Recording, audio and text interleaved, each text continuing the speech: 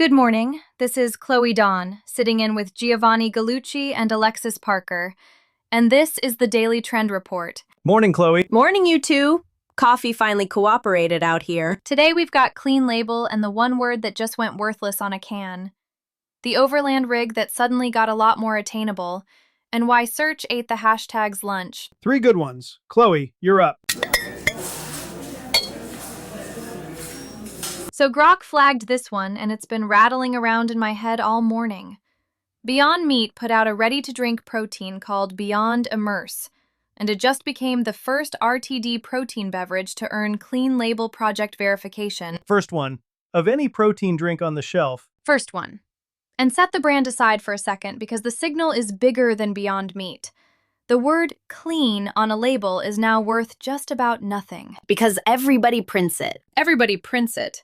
Big Food figured out a long time ago you can stamp clean and simple on the front of the box and never touch the formula. That's the theater. A real third-party stamp is the one thing they can't fake without actually reformulating. And that's the part I like. For once, the cost lands on the big guys. The regional brand that's been running a 6-ingredient recipe since day one just got handed proof it was telling the truth. That's exactly it. The little brand was already clean. They just never had a way to prove it that a shopper would believe at arm's length in the aisle. Verification is that proof. Does the average shopper even know what Clean Label Project is, though? I sure didn't until this week. Almost nobody does yet. And that's the whole opening. The brand that explains the badge owns the trust. You don't slap the seal on and walk off. You teach people what it took to earn it. The giants won't teach it. Because the honest lesson is, we changed nothing and paid a lab. That silences the gap a smaller operator drives a truck straight through. What does the verification actually test for, though? Is it just a fancier sticker? No, that's the good part. The screen looks for the stuff that never shows up on an ingredient list. Heavy metals, pesticide residue, plasticizers. The contamination that rides in through the supply chain, not the recipe. So it tests the things a label legally doesn't have to mention. Exactly. The ingredient panel can read perfect, and the product can still be carrying lead from a cheap supplier. The screen catches that. That's why it's worth something a printed word never could be. And a small brand can actually afford that? More than they think. It's a lab fee and a paperwork lift, not a factory rebuild. For a brand already sourcing carefully, it's the cheapest credibility they'll ever buy. ChatGPT's report landed in the same spot from a different door. Clean Label is table stakes now. It isn't the premium niche it was 3 years ago. The claim by itself is dead weight. The proof behind it is the entire game. So the seal isn't the finish line. It's the start of the story. It's the start of the story. The badge gets you in the door. What you say about it keeps you in the cart. Get verified or get specific. One or the other. Get verified or get specific. Vague is the only real loser here. All right, 3 things to actually do with this. 1. If your formula's already clean, go get a real third-party verification and put the seal on the front of the pack. Let the badge do the arguing for you. 2. Run one short explainer a week on what that verification actually screened for. Heavy metals, pesticides, whatever it caught. That's trust your competitor will never bother to build. 3. If you can't get verified yet, name every ingredient out loud and name where it came from. Specific beats clean. Every single time. So the build everybody's pointing at as the 2026 flagship isn't some $100,000 monster. It's a mid-sized Nissan Frontier. A Frontier, not a 6-figure expedition rig. A Frontier. And Grok called it the decisive turn for the whole category. The industry spent 5 years chasing bigger tires, bigger campers, bigger price tags. This is the year it turned back around. Turned toward who, though? Toward the regular family, with an SUV already sitting in the driveway. ChatGPT put a number on it. The audience is widening from hardcore builders to weekend folks who want in without a $40,000 build. Which is most people.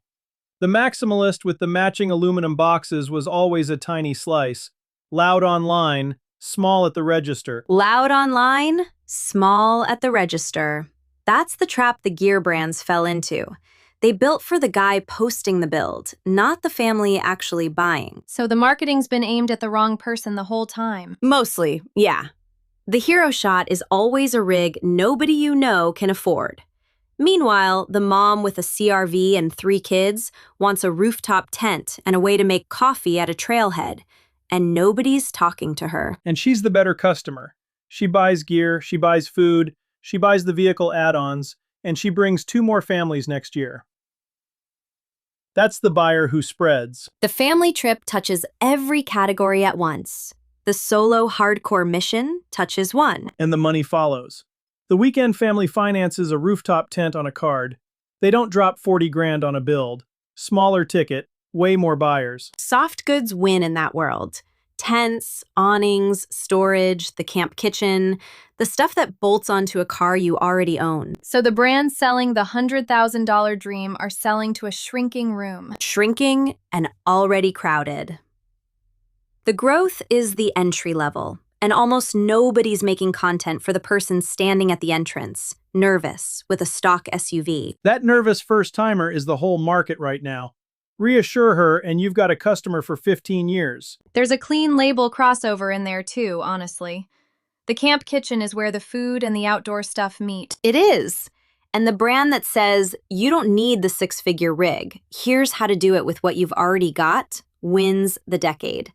That's not dumbing it down. That's opening the gate. Overlanding's just philosophy with a better truck anyway. Doesn't have to be an expensive one. It really doesn't. 3 moves before we roll on. 1. Reshoot your hero content around an everyday vehicle, the car your customer already drives, not the dream build.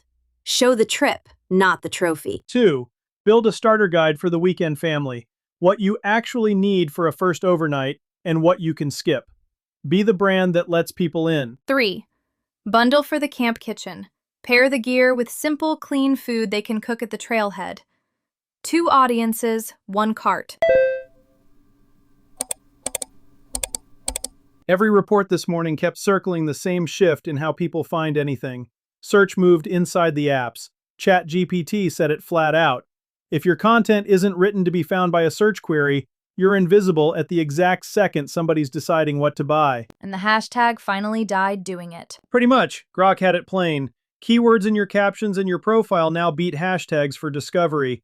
And hashtags don't drive follows at all anymore. So the 30 hashtags at the bottom of every post. Decoration. They've been decoration for a while.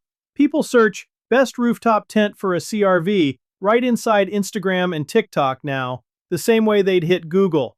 The platform reads your words, not your tags. Which means the caption has an actual job again. It's not a vibe, it's an answer. That's the whole reframe. Write the caption like somebody typed a question and you're answering it. Plain words.